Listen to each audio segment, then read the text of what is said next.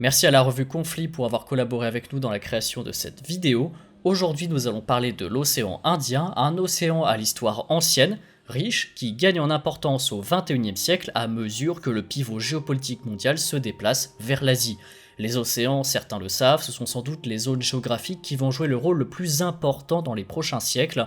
On y découvre de ressources jusqu'alors inexploitées, des canaux de communication mondiaux, mais comme toute zone sur laquelle se développe l'homme, nous l'avons vu dans l'Arctique, l'océan Indien a aussi son lot de défis géopolitiques avec des interactions entre pays plus ou moins hostiles. C'est aussi une zone en périphérie de menaces qui deviennent globales et peuvent mettre en péril la navigation sur cet océan, principalement le terrorisme mais aussi la piraterie dont on a déjà beaucoup parlé sur la chaîne. Alors tout d'abord, faisons un petit retour en arrière à un moment clé qui a déterminé le monde actuel, la fin de la guerre froide. À ce moment-là, les États-Unis dominent l'océan Indien avec leur base de Diego Garcia, un atoll britannique de l'archipel des Chagos.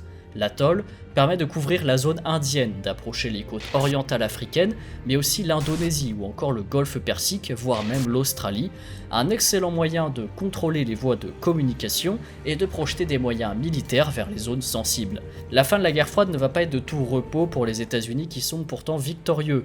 Ils deviennent alors une hyperpuissance et comptent bien le rester, mais aussi le montrer. Dès le début des années 90, l'océan Indien va devenir le point central des interventions américaines. On peut penser par exemple à l'intervention Monkey en 1993 en Somalie pendant la guerre civile où les troupes américaines battent en retraite face au seigneur de guerre Mohamed Farah Aidid lors de la bataille de Mogadiscio. Le cinéma américain reprendra d'ailleurs cet épisode avec le film La chute du faucon noir. Par la suite, l'océan Indien va encore gagner en importance opérationnelle avec le War narratif de George Bush, les opérations en Irak puis en Afghanistan avec l'embourbement américain qui s'ensuit en sont les témoins. À l'époque, dans les années 90, les États-Unis sont aussi en guerre commerciale avec le Japon. Japon pour lequel l'océan Indien est capital pour importer ses énergies, faire tourner la machine et exporter les produits à forte valeur ajoutée vers l'Europe. En périphérie de l'océan Indien, nous avions les pays asiatiques aussi qui commençaient à se développer, la Chine bien sûr, mais aussi le Vietnam ou encore les Philippines ainsi que l'Inde. En bref, c'était les prémices du déplacement du pôle économique vers l'Asie. L'océan Indien étant la jonction et le tunnel économique entre l'Europe importatrice et l'Asie exportatrice, le tout sous le regard américain et son rôle d'arbitre. Aujourd'hui, on pourrait penser que l'océan Indien a perdu de sa puissance. Nous avons parlé de routes arctiques, de nouvelles routes de la soie terrestre, mais pourtant l'océan Indien a encore de nombreuses ressources et une utilité toujours justifiée malgré quelques bouchons qui peuvent arriver au canal de Suez. L'océan est aussi au cœur d'une des religions les plus influentes du monde, l'islam, mais aussi hélas du terrorisme. Alors historiquement, l'océan Indien, avant d'être l'océan américain presque, c'est l'océan de l'islam. C'est de là que s'est exporté l'islam vers l'Asie, avec les nombreux échanges marchands. On pourrait aussi parler des États et du commerce qui se sont développés autour de l'océan Indien, avec par exemple le Yémen, l'Éthiopie, mais aussi encore le sultanat d'Oman ou encore l'empire moghol, la Perse, les comptoirs arabes le long de la côte africaine, etc., etc. Cet espace de richesse et d'échange est aussi hélas aujourd'hui l'ère la plus propice à l'incubation et à la diffusion de l'islamisme radical dans sa forme contemporaine. En Somalie, Al-Qaïda s'était empressé dès 1993 de revendiquer la livraison des missiles sol-air grâce auxquels les milices avaient abattu les 2 hélicoptères américains et repoussé les troupes américaines. La pointe de l'Afrique dans l'océan Indien devint donc l'un des laboratoires du discours islamiste contemporain qui fusionne avec la guerre sainte et la lutte anti-impérialiste à l'échelle mondiale. Les attentats perpétrés simultanément contre les ambassades américaines de Nairobi au Kenya et de Dar es Salaam en Tanzanie par Al-Qaïda le 7 août 1998, l'attaque contre les destroyers USS Cole au large d'Aden 2 ans plus tard, l'essence des milices Shebab en Somalie et leur diffusion sur le pourtour oriental de l'Afrique montraient déjà à l'époque de quoi allait être fait le XXIe siècle. Par la suite, avec les événements du 11 septembre 2001 et le War Narrative, les États-Unis en tête vont admettre le rôle central du radicalisme musulman dans l'ordre géopolitique post-guerre froide et donc justifier les interventions entre les rives de la mer Rouge et les montagnes afghanes. Il faut savoir que la crise somalienne a eu un profond impact sur les changements géopolitiques de l'océan Indien. De la fin des années 90 aux années 2000, les rives du Puntland et du Somaliland vivent de l'essor de la piraterie, qui est née de l'alliance entre miliciens mais aussi islamistes, des soldats perdus d'un état disparu d'un côté et des pêcheurs victimes d'incursions de bateaux européens et asiatiques venus pêcher souvent illégalement dans les eaux somaliennes. Artisanale au début, la piraterie va devenir une véritable industrie, avec des milliers d'attaques de la mer d'Arabie jusqu'aux Comores, des captures de navires et des prises d'otages qui rémunèrent de nombreux réseaux. Les relations, pourtant attestées entre pirates et islamistes shebab, notamment du continent, mais aussi des chefs d'Al-Qaïda, ont alimenté le débat quant à l'existence d'un djihad maritime, mais ont été largement tus ou sous-estimés.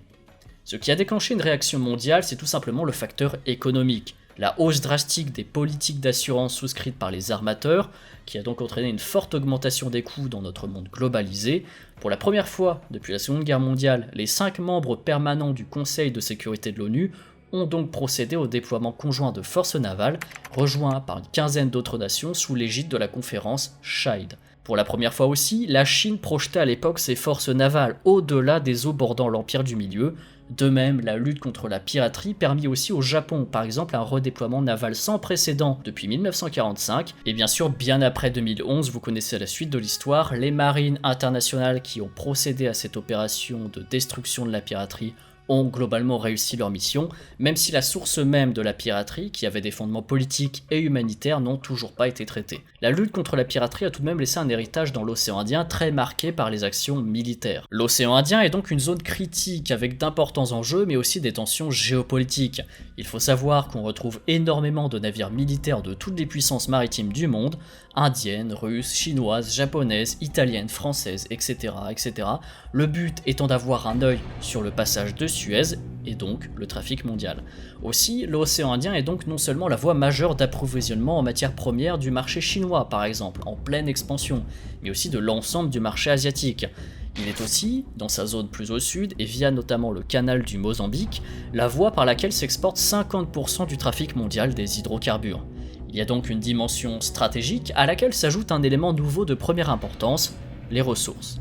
En 1960 a été découvert des gisements de réserves de gaz naturel au nord des eaux du Mozambique qui ont été également sous-évalués à l'époque et inexploités, pour cause l'instabilité du pays, d'abord plongé dans la guerre de libération nationale, puis la guerre civile, et enfin une normalisation politique du pays et l'instauration d'une démocratie parlementaire à compter de la moitié des années 90. À partir de 2013, les réserves confirmées se sont révélées supérieures aux espérances des compagnies gazières et des autorités du Mozambique. Les territoires contrôlés par le Mozambique récèlent des gisements dont l'abondance propulse le Mozambique du rang de modeste exportateur à celui de détenteur d'au moins 1% de l'ensemble des réserves mondiales en gaz naturel liquéfié. 5000 milliards de mètres cubes dorment au fond des eaux du Mozambique, ce qui pourrait en faire un important exportateur de gaz naturel liquéfié. La valorisation de cette ressource nécessite cependant des investissements colossaux. Le FMI les a d'ailleurs estimés à plus de 100 milliards de dollars, mais aussi par exemple une création d'emplois, l'acquisition de technologies, la construction de plateformes offshore, d'usines de liquéfaction du gaz, d'un gazoduc par exemple destiné à approvisionner l'Afrique du Sud, grande puissance régionale, riche en ressources minérales mais dépourvue d'hydrocarbures. Pour le Mozambique, qui compte au nombre des pays les plus pauvres de la planète, l'exploitation du gaz constituerait donc une véritable révolution. Les 2 projets de liquéfaction du gaz déjà envisagés devraient rapporter à l'État 77 milliards de gaz de recettes fiscales et laissent entrevoir une vertigineuse croissance du PIB. L'ensemble prend une portée particulière dans le contexte de la transition énergétique du pays, le gaz naturel devant remplacer le charbon qui est actuellement utilisé. Mais revenons donc à un cadre davantage géopolitique. Les pétroliers Total, Eni et ExxonMobil sont les principales compagnies impliquées dans l'exploitation de la ressource gazière, avec un avantage par exemple pour les Français dont le projet Mozambique LNG est le plus avancé. Cet investissement de 20 milliards de dollars est d'ailleurs un record sur le continent africain et il devrait aboutir au premier développement à terre d'une usine de GNL pour le pays. A l'instar de ses concurrents, Total voit ses investissements et son action au Mozambique menacés par l'extension du djihad dans la province de Cabo Delgado, à majorité musulmane, dans un Mozambique où domine normalement le christianisme mais aussi l'animisme. Et de manière assez troublante, l'essor du djihad au Mozambique a coïncidé avec les découvertes et les grands projets gaziers, mais c'était aussi l'époque par exemple de l'État islamique en Irak. En 2015, les disciples du prédicateur pro-Shebab Abu Drogo Mohamed, qui a été d'ailleurs assassiné en 2012 à Mombasa, fondèrent à la frontière entre le Mozambique et la Tanzanie le groupe Ansar al-Sunna, les militants de la tradition, aussi nommé Al-Shabaab. Enregistrés en swahili, qui est la langue dominante de la province de Cabo Delgado, les prêches du guide firent résonner l'appel à la création d'un califat en Afrique orientale qui pourrait constituer une véritable revendication et donc une menace. Ce qu'il faut savoir, c'est que la région est marquée par une opposition au pouvoir central, dominé par le parti du Frélimo, parti dominant qui puise son existence et sa légitimité depuis la guerre de décolonisation. L'islam politique occupe aujourd'hui le terrain de la contestation. En fait, le pôle réel des menaces pour l'État du Mozambique s'est déplacé vers Ansar al-Sunna qui a déclenché des vagues d'attaques soigneusement planifiées dans des zones frontalières mal défendues par un pouvoir trop lointain. Le parc national de Kirimba serait d'ailleurs leur base pratique pour la guérilla.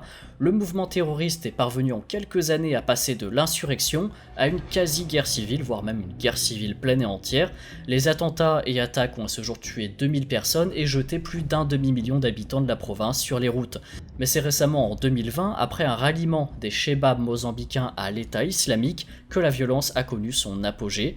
Très peu de personnes en parlent, mais en fin d'année 2020, les attaques se sont multipliées, marquées par des atrocités, dont la décapitation d'habitants du village de Moitidé dans un stade de football. Le 1er janvier 2021, on a aussi eu une attaque contre le village de Quintuda, proche d'un chantier gazier, qui a même contraint Total à évacuer ses équipes.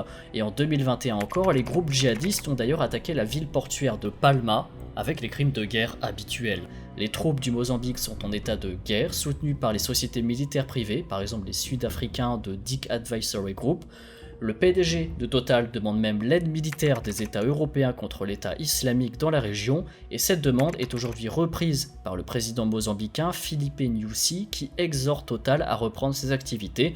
La question c'est comment la France va réagir. Macron a sonné le retrait des troupes françaises au Mali. Est-ce qu'elles seront redéployées au Mozambique? Mozambique qui est d'ailleurs un cas unique, puisque ce n'est pas un ancien territoire colonial français. Et d'un autre côté, il y a aussi une réelle menace djihadiste dans la zone qui pourrait aussi se projeter sur tout l'océan Indien, dans un scénario bien pire que le cas de la Somalie. On peut aussi parler de protection des intérêts de Total, entreprise française bien sûr, mais surtout parce que la France est en fait proche du théâtre des opérations islamiques. Mayotte, département français à majorité musulmane, donc très vulnérable, est proche géographiquement de Cabo Delgado. La Réunion n'est qu'à quelques heures de vol de Maputo, les îles éparses françaises sont juste en bordure des eaux du canal du Mozambique. Est-ce que finalement la France ne se laisserait pas entraîner dans cette résolution de conflit pour protéger d'un côté ses intérêts nationaux, ses intérêts privés avec ses entreprises, mais aussi les 1 million de Français dans la région?